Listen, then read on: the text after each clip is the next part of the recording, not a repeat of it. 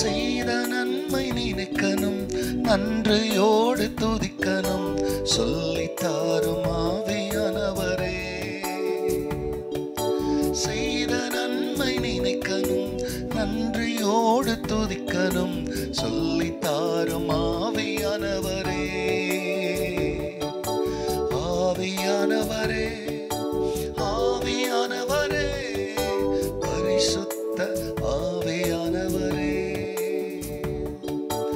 ஆவியானவரே, ஆவியானவரே, பரிசுத்த ஆவியானவரே. கர்த்தருடைய பரிசுத்த நாமத்திற்கு மகிமை உண்டாவதாக. ஆண்டவராகிய இயேசு கிறிஸ்துவின் நாமத்தில் வாழ்த்துக்கள். கிருபையும் சமாதானமும் உங்களுக்கு பெருகுவதாக. அன்பானவர்களே, இந்த நாளிலும் தேவனாகிய கர்த்தர் நமக்காய் கொடுக்கின்ற அவருடைய ஆலோசனையானது ரோமருக்கு எழுதின நிருபம் 8ஆம் அதிகாரத்தில் 14ஆம் வசனம். மேலும் எவர்கள் தேவனுடைய ஆவியினாலே நடத்தப்படுகிறார்களோ அவர்கள் தேவனுடைய புத்திரராய் இருக்கிறார்கள்.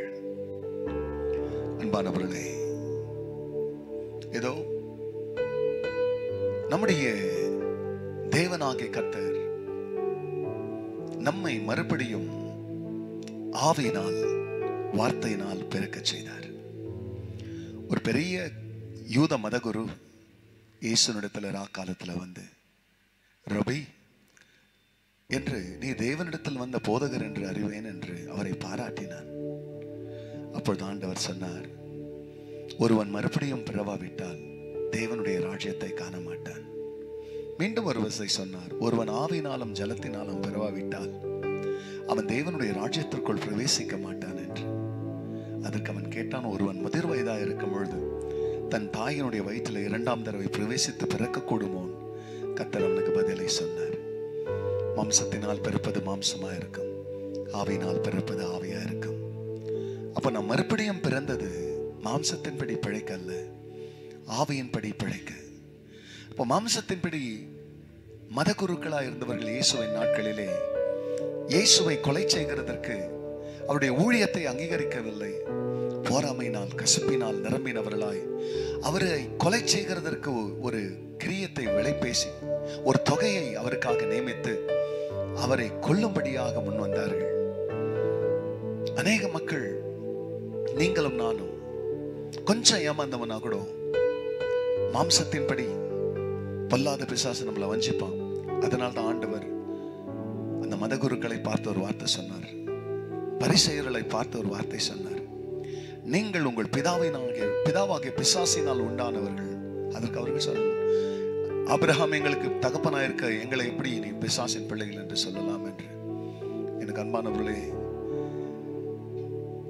ஆண்டவர் அவருடைய ஆவியினால் நம்முடன் நடத்தப்படும் பொழுது மதக்குருக்களை போல அல்ல, போராமை நிறைந்தவர்களாய் அல்ல, கசப்பு நிறைந்தவர்களாய் அல்ல, மற்றவர்களை பற்றி பின் பேசுகிறவர்களாய் அல்ல,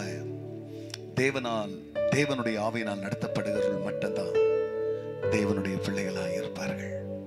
மற்றவங்களை குறித்து நாம் பேச வேண்டாம், மற்றவங்களை குறை சொல்ல வேண்டாம், மற்றவங்க குறைகளை காணும் பொழுது ஜெபிக்கலாம். இது தேவா நான் நடத்தப்படுகிற பிள்ளைகளுடைய செயல். அப்படி நடத்தப்படும் பொழுது நாம் தேவனுடைய பிள்ளைகளாக இருப்போம், புத்திரராக இருப்போம். அப்படி இந்த பூமியில வாழும் பொழுது அடித்தவர்களுக்கு தன் கன்னத்தை காண்பித்தார், நமக்கு விரோதமாக நிற்கிறவர்களுக்கு விட்டு கொடுப்போம். இதுதான் நாம் தேவனுடைய பிள்ளைகளாக இருக்கிறோம் என்பதற்கு அடையாளம். அப்படி வாழ கர்த்தர் கிருபை செய்வாராக. ஜெபிப்போம். பரிசுத்தரே, இதோ உம்முடைய ஆவியினால் எங்களை நடத்துவீராக. உமக்கு புத்திரராய் நாங்கள் வாழ அபிஷேகத்தின் வல்லம் இந்த காலைவெள்ள ஒரு மக்களை மூடட்டும். மாம்ச வஞ்சனைகள், மாம்ச வைராக்கியங்கள், மாம்ச கசப்புகள், மாம்ச கிரியைகள் உன் பிள்ளைகளை ஆளுகை செய்ய விடாம ஆவியின் கனிகள், ஆவியின் வரங்கள், ஆவியின் வல்லமை, ஆவியானவருடைய நடத்தல் உன் பிள்ளைகளுக்கு உண்டாகட்டும். அப்படி செய்கிறதற்காக நன்றி. எல்லா மகிமையும் கர்த்தர் நேரிடும். நன்மைப்பர் இயேசுவின் நாமத்தில் வேண்டிக் கொள்கிறேன் பிதாவே. ஆமென், ஆமென். ஆவியானவரே, ஆவியானவரே, பரிசுத்த ஆவியானவரே, God bless you, church. Have a blessed day. Amen.